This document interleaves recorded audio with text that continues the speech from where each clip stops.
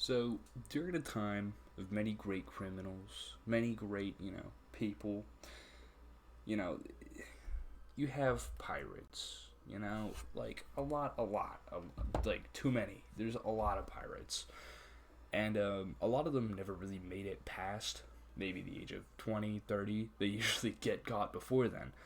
But there's a little Goldilocks time, and this time is, the earlier part of the 16th century, because at this time, people weren't really, being hunted down for being pirates. They weren't, really technically outlaws.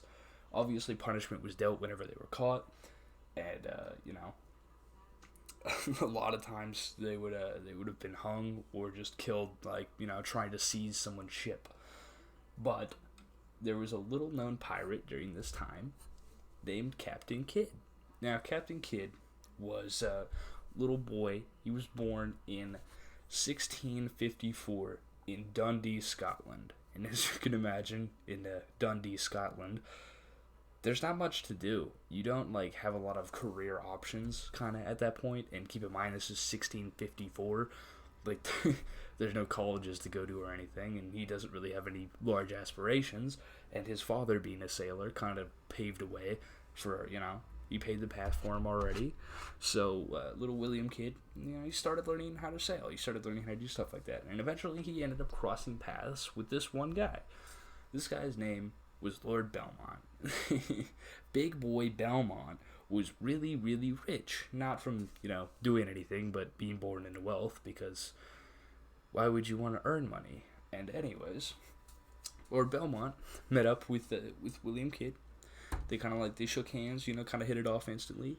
And then, this is how I imagine it, but I imagine these two, like, getting really high on a couple of beanbag chairs, and then, like, William Kidd being like, wouldn't it be crazy if, like, I was a privateer? And then Belmont said, hey, yo, check it. I have a lot of money.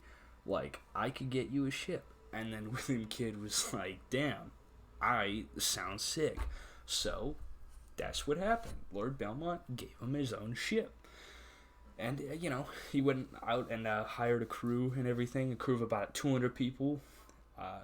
Yeah, maybe not people, 200 slaves, probably, more than likely. Actually, it was a rich white guy, so they were probably slaves. But this is a large crew and a large ship, and the only issue that seemed to arise is William was kind of dumb. He wasn't. He didn't know, like, how to find French ships, which is what he was originally tasked with. He was a privateer, which meant that he was meant to hunt down ships that he was employed to take down, and the loot was to be split in 80 and 20%. The 20% would go back to Lord Belmont, and the 80% that William got to keep would be split between he and his crew. But yeah, the issue was being that he was really he does not get good rep at all in any of the sources that I read.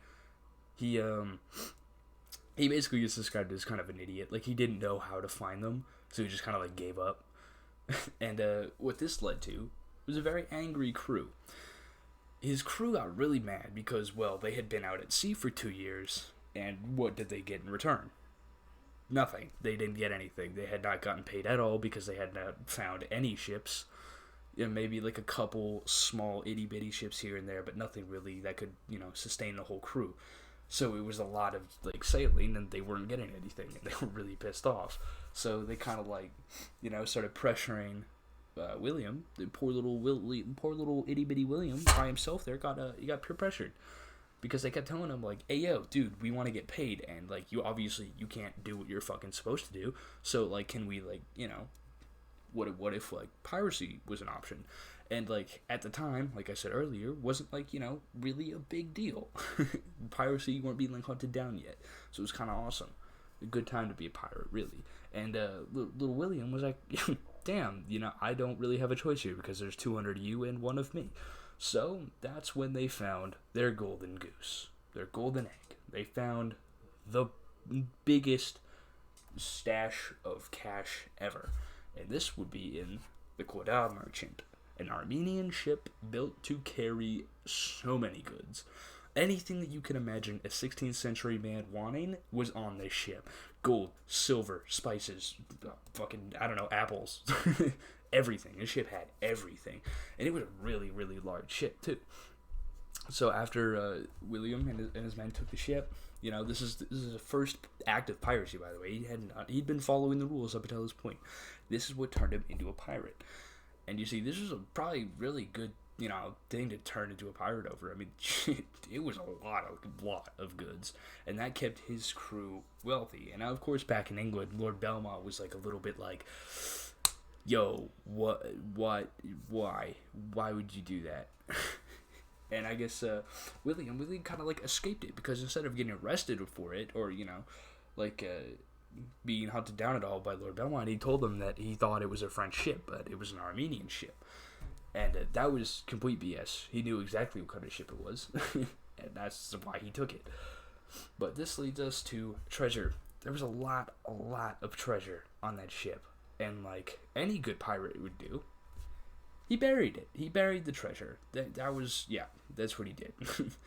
And the thing about burying treasure is that, you kind of have to be alive to find it later. I don't know why he buried it. It was kind of dumb, really. But he buried it nonetheless. And fun fact, I guess this actually kind of led to Oak Island being a thing, because of their treasure pit. Originally they thought that was William Kidd's treasure, is that he buried it on Oak Island, which is false, not true at all. Because, I don't think it's even ever been found. There's been no definitive sources saying, like, yeah, no, this has been found, this is here. Some people say it was in the Caribbean, some people say it was on Oak Island, some people say it was a bunch of different places, but I'd say they're still buried on a ship somewhere, or it's just gone. It's gone. So it's never been found. But back in England, now there's been a lot of arguing, and more and more people are getting sick of their ships getting seized by pirates. They're like, dude, we gotta do something about this. Like, I'm tired of these pirates always taking my stuff. And needless to say, the hierarchy of England agreed, and they were like, you know what? Yeah, you're right. We gotta do something about this. So they set out to start eradicating a lot of pirates, and this is when people started getting hunted down. But the thing is that Captain Kidd was not told this. He did not know this information. So when he went to roll up in his favorite hotspot, Boston, to catch up with some honeys, he got arrested. Yeah, he as soon as he got into Boston, they arrested him, and they sent him back to England. And when they sent him back to England, he was tried and hung. Although it is said that in the trial he didn't have much of a chance to defend himself at all. He wasn't even given an attorney. They kind of just made it look like a trial to like say that it was democracy, when in reality he was kind of cursed. He couldn't do anything. He was done, just kind of gonna get hung no matter what. But that is my theory. I think this is a really cool theory. Is if you've ever seen Pirates of the Caribbean, you see this one scene when he's going past, and Captain Jack Sparrow puts his hat down to his chest when he's passing a bunch of skeletons, right? These skeletons, right? And in my opinion, he was hung up. That's what Captain Kidd, he was hung up to warn other pirates, and I think that this is probably one of those, is probably Captain Kidd, and I feel like that is like really cool and interesting. But yeah, that's just my theory. But he he kind of got like screwed over. Really, they didn't really give him much of a chance. He didn't even know it was happening, and the controversy being whether or not he was actually a pirate. I said that originally. No, he was definitely a pirate. It's just at the time it was the laws of being a pirate, or the consequences of being a pirate weren't exactly as severe. So he didn't know that he was going to be hung. In his mind, he was really like, nothing bad's gonna happen to me. It's gonna be awesome. Everything's gonna be fine. And we're not fine. As soon as he got shipped back to England, his boy Belmont was actually there, and Belmont was like shaking his head in disappointment. And then William looked at him. He's like, bro, what are you doing? Why would you do this to me? I needed you back. And then Belmont was just like, I don't even know who that guy is. That guy, no, I don't know him. And that was a complete lie. But that's actually what happened. Lord Belmont just pretended to not know him, which inevitably, obviously, led to Captain Kidd's death.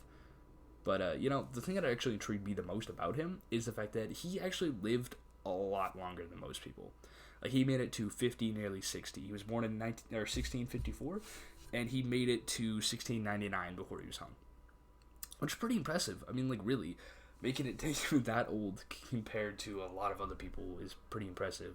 I mean, like, he, obviously, he lived longer, but is that really by any, like, stroke of luck, or was it just, like, skill? Was he a good pirate? Honestly, I think it was just because nobody was really looking for him, so he kind of just, like, got to escape. And he, the one thing he did know is he knew his ways around. He didn't, like, try to run into any British ships or anything to get captured. He was just kind of rolling around, kept seizing ships, little ships here and there. But the Quedagh Merchant was the pinnacle of his career. He never capped that. He never got over that. That was where he resides. He's stuck there. But yeah, he lived to 50, almost 60, which is pretty damn impressive compared to most pirates or most criminals that you hear about before, modern ages. They usually die at like 20 or 30. So, like, just the fact that he even made it that long is pretty damn impressive, which is why I thought he was really interesting. But yeah, that was the story of William Kidd.